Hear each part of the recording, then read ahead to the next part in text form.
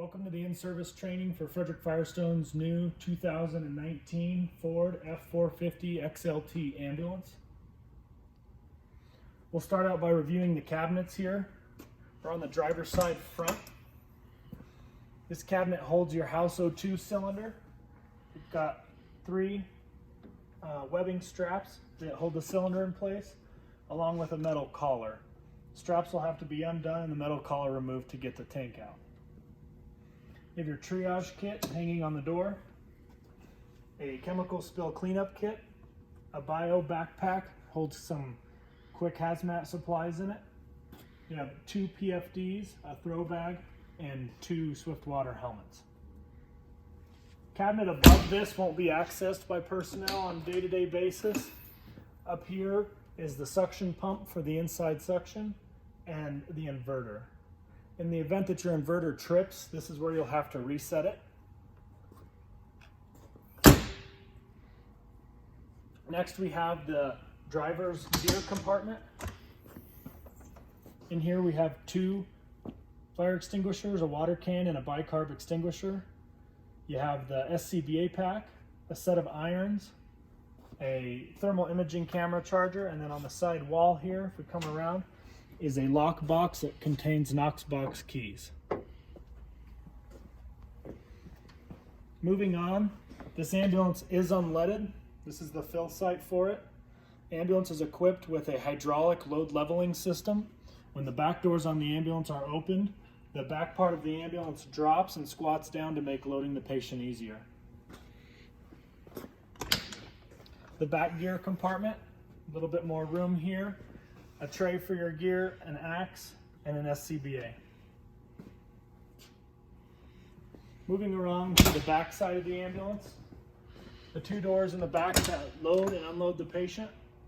Each door has a lock and unlock mechanism here. Left is unlock, right is unlock. Left is unlock, right is lock. And doors are able to be opened inside. In the case of emergency and this handle were to fail, each door has a manual release on the bottom and the top.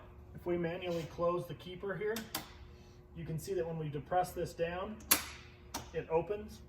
I'll open this door that way by pushing the top lock up and the bottom lock down. See the manual releases on this door as well. The Striker auto load cot is the same as all the other district's cots. To start the engine on the new ambulance, it's as is any other conventional engine. The key, turn it on. That's going to wake up all of your electronics in the cluster panel here. We have a conventional siren system like in all the other sirens, or with all the other ambulances. We also have a new addition, which is the howler siren. So when you're running your normal siren and you're having problems with traffic, you can activate the howler by pressing the switch. It'll activate it for 10 to 15 seconds and then it will shut off. It produces a vibrating like sound to the vehicles in front of you, trying to get their attention. This is not a tool to be utilized continuously or to hold down for a long period of time, as it can cause dizziness in some people. The main module cluster panel here controls your emergency lights, mainly on this top row, and then some other lights around the back of the ambulance. On the top left is your red button. This is your emergency master. When you activate that, your primary secondary light turns on, your skirt lights, the siren horn is activated, and your ground lights are turned on. You can toggle between primary and secondary lights by pressing the button. Secondary is indicated by an orange light.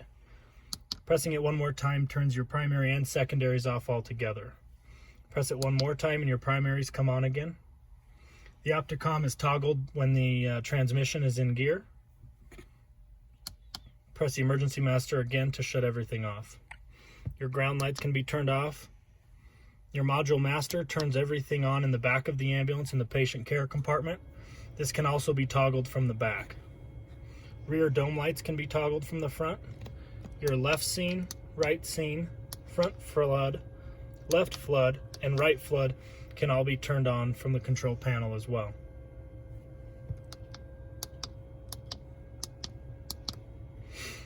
This ambulance in the back is set up like many other district ambulances. Cool thing about this cabinet is we can open up this entire door to access that cabinet all at once. There's a small piece of metal here that runs along the bottom of the frame. You have to push the whole thing up and the door will open.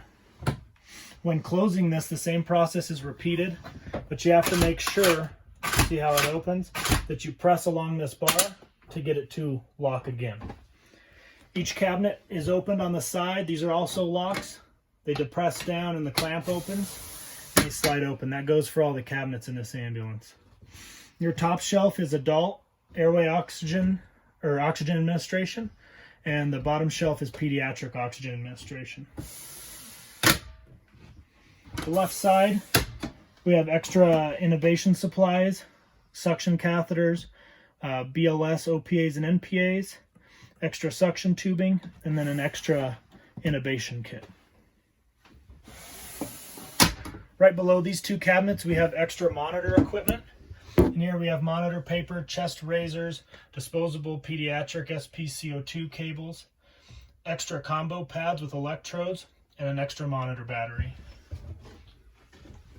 Going down to the left, we have your CPR seat. Under the CPR seat is all of the OB supplies, as in every other ambulance. You'll also see your ambulance child restraint system for pediatrics is stored down there as well. Above the CPR seat is both your small or your medium and large CPAP circuits, along with your different adapters for those to increase PEEP as well. To the left of the CPR seat is your IV supplies. Top cabinet shows normal saline bags, blood pumps, beer trowels, macros, different blood tube kits, and then you can see better back here is extension sets and buff caps. Or I'm sorry, extension sets and flushes. Down in this cabinet is all your different IV catheters, as well as syringes on the bottom right, and then extra glucometer supplies. Directly below that cabinet is an unused cabinet at this time. Nothing is stored in there. The remaining top two cabinets are trauma supplies. In here is the same trauma supply layout as in the other ambulances. Burn sheets, multi-trauma dressings, abdominal pads, Curlex, hot and cold packs, SAM splints, and restraints. Below that is some extra trauma supplies, sterile 4x4s, band-aids, and assorted tape. Linens are also stored in this cabinet.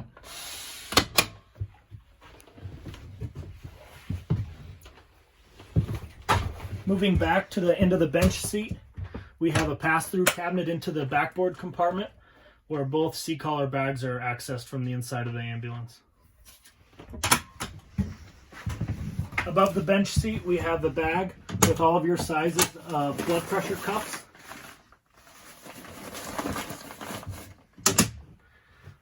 Extra storage compartments and paper towels. A new item that we added to this ambulance is a storage along the action or the bench area. This is going to replace all the supplies that normally rode on the back end of the bench. Here we have blood tube sets, vomit bags, non-sterile gauze, your bench catheters, syringes, flushes, and extension sets. Under the bench seat, we have a 10-pound fire extinguisher in case of a fire in the patient area, extra suction canisters, a Sager traction splint, a KED device, cardboard splints, spare BVMs, and spare oxygen cylinders. Right in through the side pass door, or the man door, is a compartment for PPE supplies. In here you'll find N95 masks, surgical masks, mouthwash, paws wipes, and other cleaning aids. Directly to the left of this compartment, or I'm sorry, below this compartment, is the pass-through to the bag storage. All of your bags are accessed through here if needed during transport. To the left, we have a key lock box to our controlled cabinet here. In the action area, we have another gauge panel here and an action area light. So like I said earlier, we can control the module master here by turning it on and off. In case it's off up front, we don't have to get out. We can also toggle our dome lights here, the inverter, the exhaust vent, an oxygen light so that we can check the house tank from inside the cab. Our cabinet lights, if you take a look above here, cabinet lights are toggled on and off. And then your door LED cancel. This will turn off the indicator lights on all your side doors that alert traffic that your doors are open. Directly below this is a touchscreen thermostat. You can power it on, change your fan speed and the temperature. To the left of that is your vacuum regulator. You initially start the vacuum over here on your cluster gauge, and you can control your pressure, left for smaller people and larger for your higher vacuum, higher flow. Additionally, this ambulance is been equipped with 4 different sets of Performax seatbelts. These are designed so that the caretaker can actually buckle themselves in and still take care of the patient. The seatbelts go over your shoulders and buckle it in the middle of your belly. This allows you to stand up and at least do a little bit of patient care without being completely unrestrained. The big benefit to these seatbelts is when you're sitting in the bench seats, you can still access the patient, obtain vitals, and start IV access. This ambulance is also equipped with a manual battery disconnect. This is to be used in times of emergency, in case of fire, when we need to turn off power to the back patient compartment and all the accessories. Right now it's in the on position, and this is where it should live for its life, unless, like I said, there's an emergency. To turn this off, you simply turn the lever, turn it back on, turn it the other way. When you're done driving, you don't have to turn this off like the fire engines. It will time out. It's got a timer on it, and the cluster panel will turn off. You can see right now, even with the battery disconnect on, because the engine's been off for a while, your instrument panel here is actually off. So this vehicle is also equipped with 4-wheel drive. It has a manual engagement lever to shift the transfer case from 2 high to 4 high, neutral, and 4 low. With this vehicle, you also have manual locking hubs. So before you can shift into any 4-wheel drive module, you have to manually engage your hubs. You'll do that by exiting the vehicle, going to each front tire. You can see inside is a black handle. If you turn it to the right, the hub locks in, and if you turn it to the left, it switches back to free mode. This vehicle will live in free mode.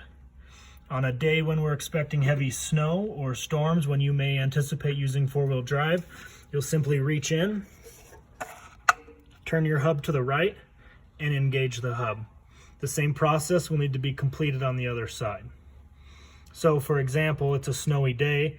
We anticipate we may need 4-wheel drive today. You come in, manually engage your hub, continue to operate the vehicle in 2-wheel drive high, and if needed, you can shift the vehicle into 4-wheel drive on the fly. So let's assume that we just went around and locked both front tires into the lock position on a snowy day. We'll then move back to the cab of the ambulance.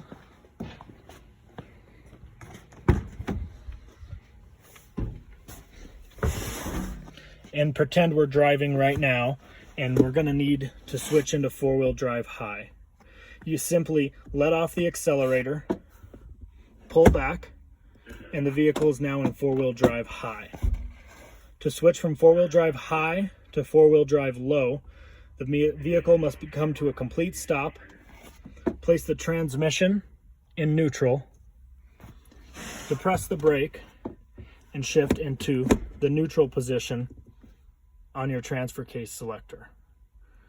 Give it a second, and then you'll pull back and shift into 4 low, and you'll be able to operate in 4 low. Speed is restricted to 20 to 25 miles an hour while in 4 low due to the gear settings. This is something that should be used in times of more emergency, when you need to get out of a rut. To shift back, the process is repeated. The vehicle is stopped. Place your transmission into neutral. Shift the transfer case from 4 low to neutral. Give it a second, and then into 4 high. From here, you can put the vehicle back in drive and then shift the vehicle on the fly again, or while you're stopped, into 2 high. When performing preventative maintenance on the new ambulance, on the driver's side door, just to the left of the emergency brake here, is a lever to open the hood.